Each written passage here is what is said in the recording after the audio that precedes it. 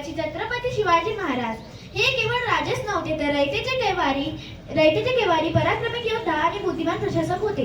जिजाऊंच्या संस्कारातून घडलेल्या शिवरायांनी गरिबी कार्याच्या जोरावर स्वराज्य उभे केले.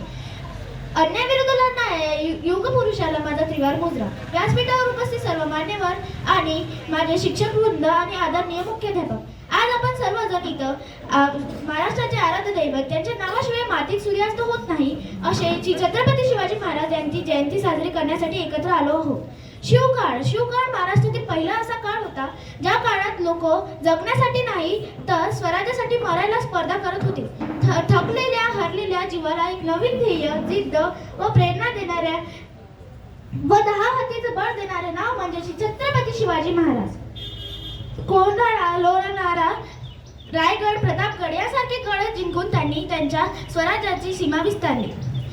छत्रपती शिवाजी महाराज केवळ एक पराक्रमी योद्धा नव्हते तर एक लोककल्याणकारी राजे पण होते. त्यांनी स्त्रियांचा आदर, शेतकऱ्यांची काळजी व सर्व धर्मांचा मान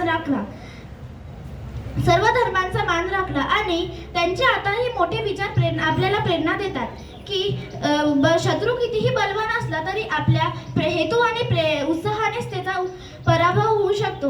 आज गरजेचे आहे की त्यांचे पुतळे केवळ पूजनासाठी